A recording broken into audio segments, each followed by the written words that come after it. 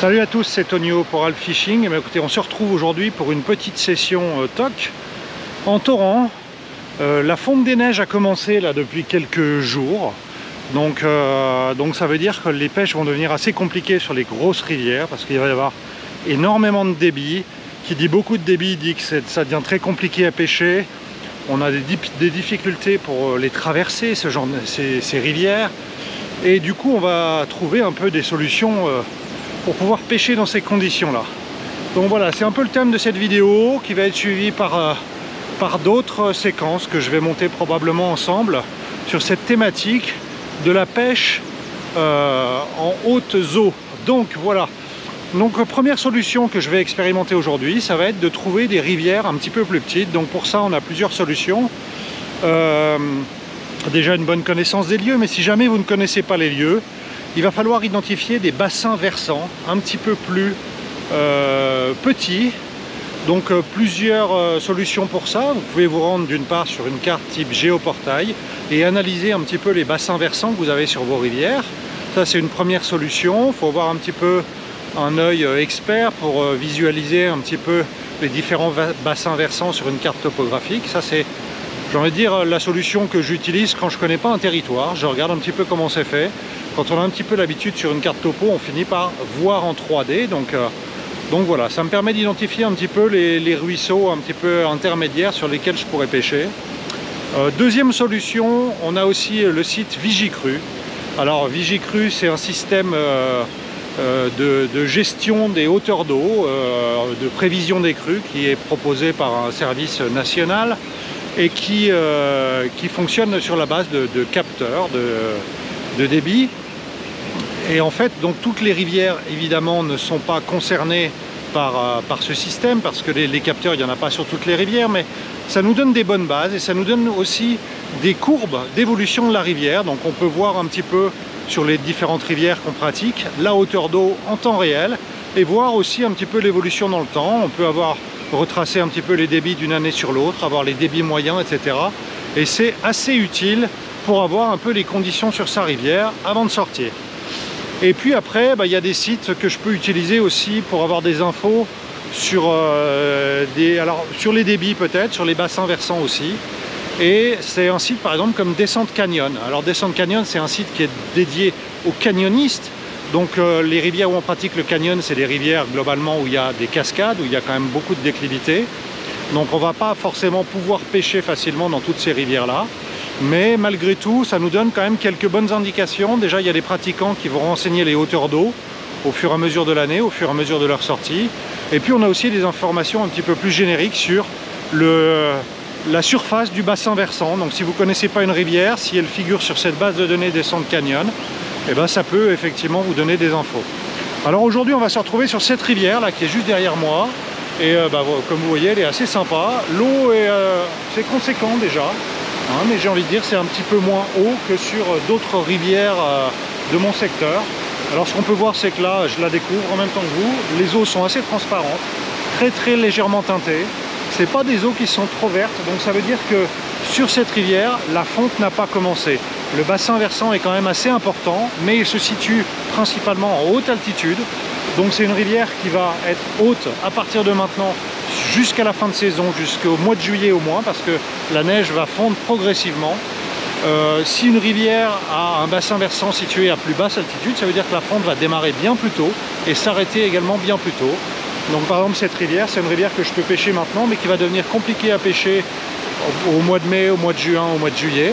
Alors qu'une rivière qui va être située un petit peu plus bas en altitude va, elle, être un petit peu plus compliquée à pêcher en mars-avril au moment de la fonte, à ce niveau-là. Mais par contre, à partir du mois de mai, juin, elle va être nettement plus sympa. Bon, je vous propose qu'on se retrouve tout de suite au bord de l'eau pour voir si on arrive à faire quelques petites truites.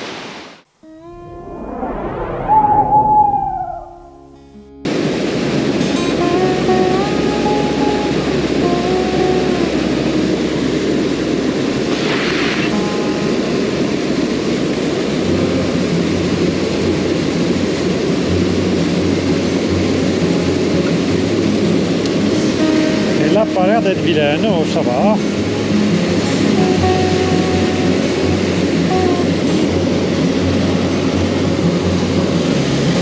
Hop là.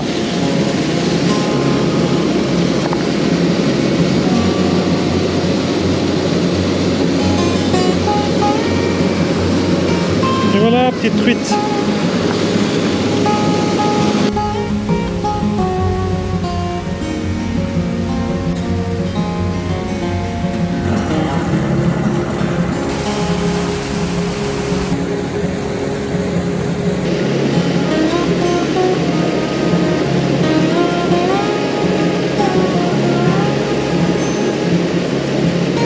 Cette fois-ci, elle y est.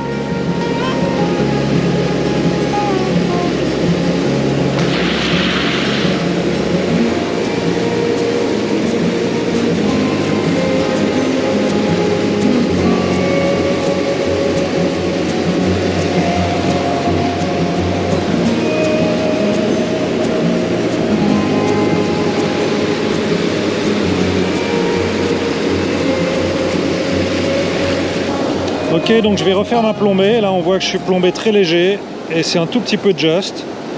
Donc je vais remettre un plomb numéro 0 en tête, là-haut.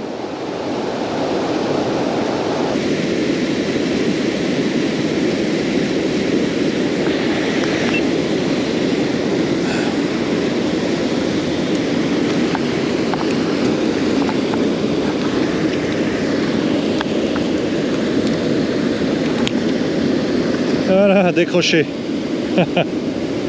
Voilà, c'est le mieux quand ça se passe comme ça, quand elle décroche toute seule, finalement, pas de souci.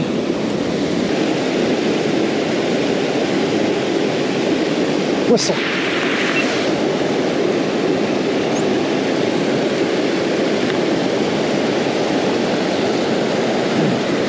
Voilà.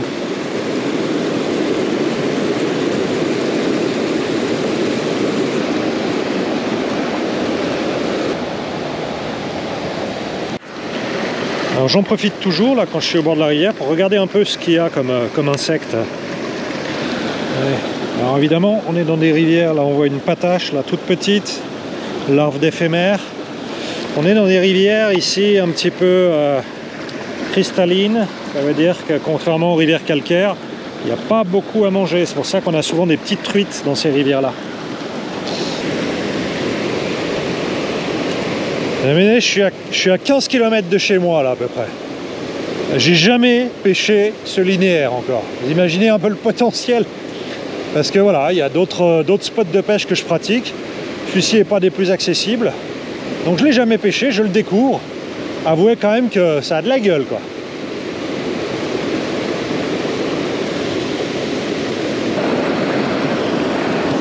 Ok, donc là je viens de voir une petite mouche, une petite éphémère ici là.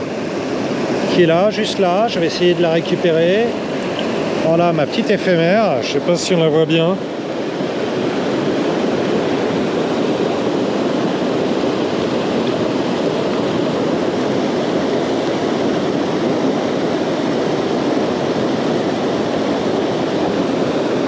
Voilà, jolie petite éphémère. Donc je peux pas vous dire de quelle espèce il s'agit, je suis pas assez connaisseur.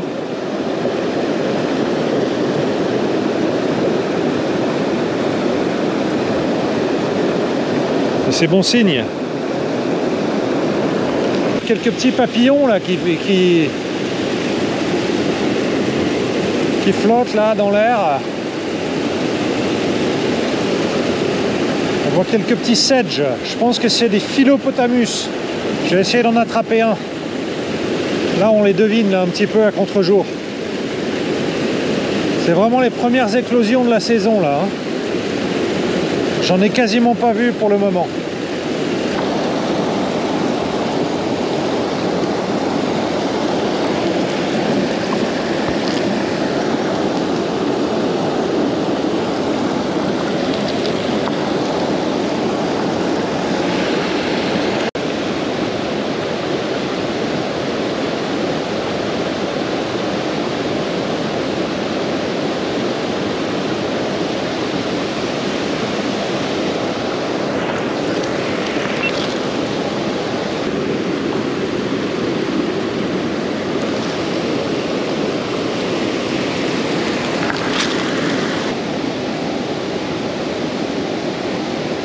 Petite.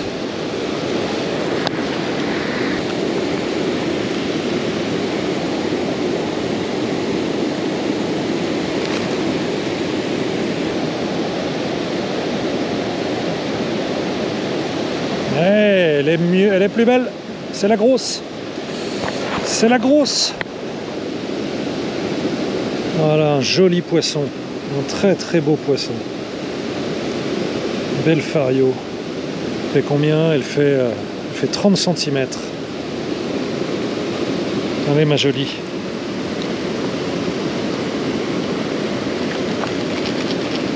Superbe.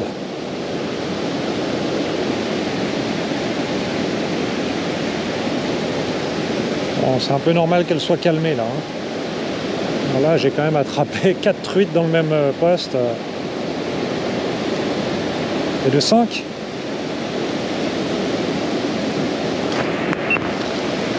Oh là là, la 5e truite sur le même poste. Si ça se trouve, c'est la même. Je pense pas, mais elle a l'air plus petite. Oui, elle est plus petite. Elle est plus petite, mais pas de beaucoup, hein. Oh, je suis même... Si, elle est plus petite. La petite sœur.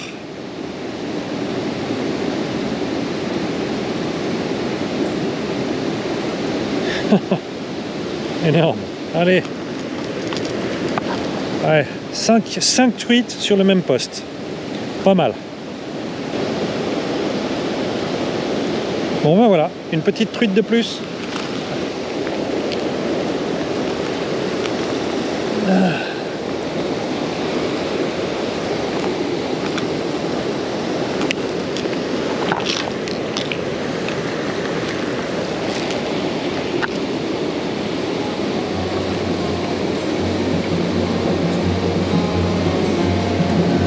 Et petite, toute petite.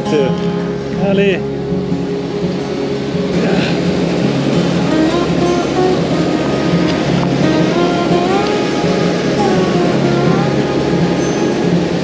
Et ben la teigne, ça marche aussi, on dirait.